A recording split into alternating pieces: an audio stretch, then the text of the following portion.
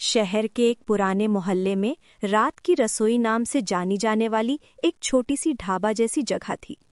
दिन में वहां ताला लगा रहता, लेकिन जैसे ही घड़ी रात के 12 बजाती, दरवाजा धीरे धीरे खुलता और भीतर से हल्की सी पीली रोशनी बाहर झांकने लगती। लोग कहते हैं, वहां का खाना किसी जादू से कम नहीं है।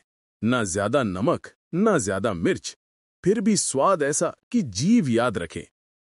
उस रसोई को चलाने वाला एक चुपचाप सा आदमी है, शंकर। कोई नहीं जानता है कि वो दिन में कहाँ जाता है या उसका घर कहाँ है।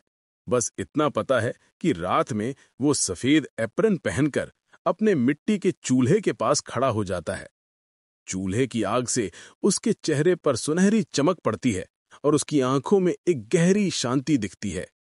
कहा जाता है कि शंकर के बनाए खाने में एक अजीब सी ताजगी होती है। थके हारे मजदूर, देर तक काम करने वाले ड्राइवर या भूले भटके यात्री सब उसकी रसोई तक खिंचे चले आते हैं।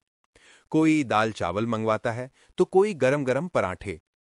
शंकर बिना किसी हड़बड़ी के मुस्कुराकर हर प्लेट परोसता है।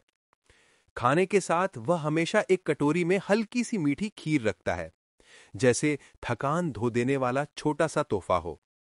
एक रात अनाया नाम की एक लड़की वहां पहुंची।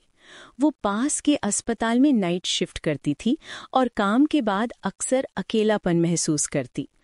उस रात तेज बारिश हो रही थी, सड़कें सुनसान थी। रात की रसोई का दरवाजा खुला देख उसने सोचा, क्यों ना अंदर जाके कुछ खा लिया जाए। अंदर दाखिल होते ही उसे हल्की सी लकड़ी और मसालों की खुशबू ने घेर लिया। शंकर ने मुस्कुराकर पूछा, क्या खिलाऊं? क्या खाना पसंद करेंगी आप? कुछ भी खिलाओ, लेकिन गर्म और खाने में अच्छा हो, अनाया ने जवाब दिया। थोड़ी देर में शंकर ने उसके सामने सादा लेकिन बेहद सुगंधित खिचड़ी और साथ में दही रख दिया।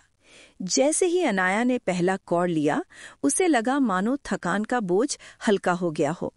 उसने शंकर से पूछा, आपका खाना इतना सुकून भरा क्यों है? खाना वही स्वाद देता है जितना अपनापन उसमें डाला जाए।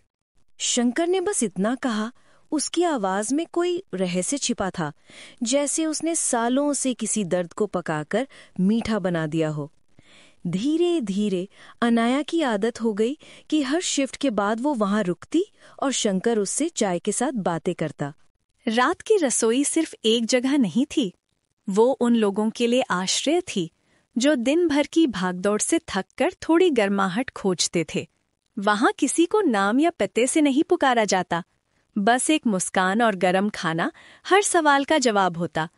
आज भी अगर कोई देर रात उस मोहल्ले से गुजरे तो उसे उस रसोई से आती हल्की खुशबू और चूल्हे की लाल आंच दिख सकती है।